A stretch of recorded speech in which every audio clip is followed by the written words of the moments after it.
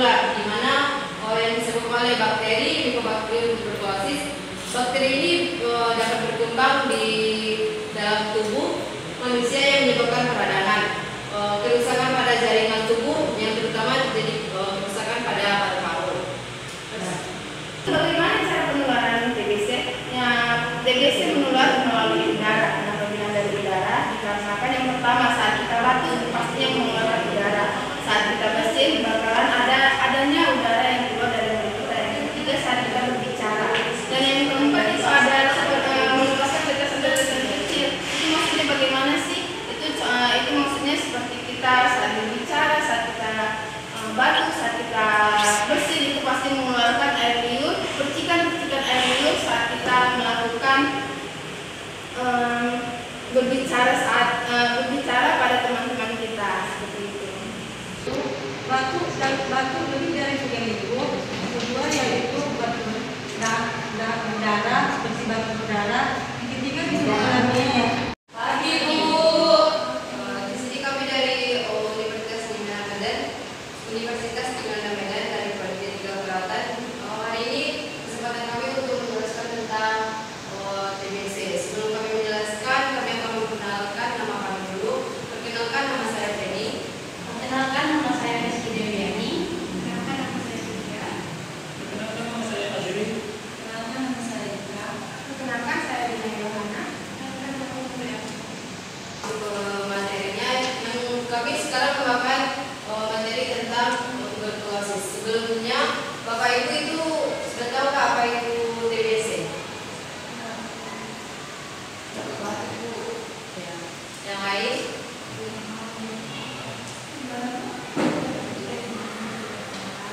Yang lain? Bapak tahu itu apa TBC Pak? TBC Pak, aku di sana kerja Bu.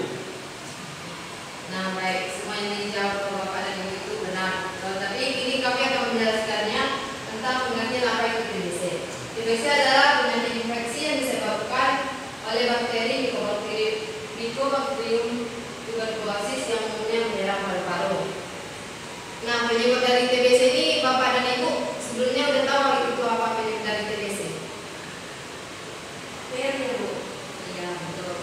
Nah, penyebab dari TBC itu adalah bakteri Mycobacterium tuberculosis, di mana bakteri ini dapat berjalan tubuh terutama pada paru-paru. Nah, selanjutnya akan dijelaskan pada teman kami, Dina.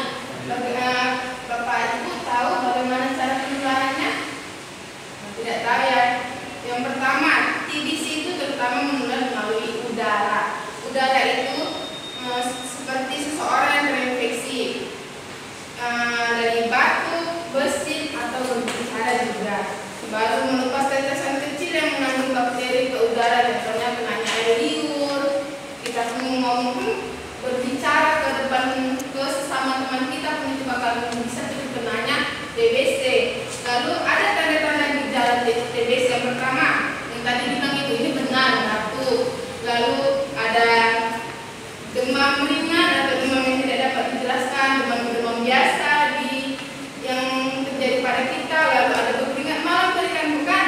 Itu terutama juga tanda-tanda gejala. Lalu ada kelelahan dan mudah lemas diri kitanya, tubuh kita. Lalu ada yang dibilang Bapak ini tadi sesak napas. Itu salah satu tanda gejala yang kita alami jika kita terkena TBC. Adapun tanda komplikasinya yaitu yang pertama itu kerusakan paru. Penyakit ini dapat merusak jaringan paru dan menyebabkan masalah pernapasan kronis. Yang kedua itu bisa menyebabkan penyebaran infeksi. Yang pertama yaitu batuk yang berlangsung lebih dari 3 minggu seperti batuk berdarah, demam berdarah. Bisa terjadi demam ringan atau demam yang tidak dapat dijelaskan.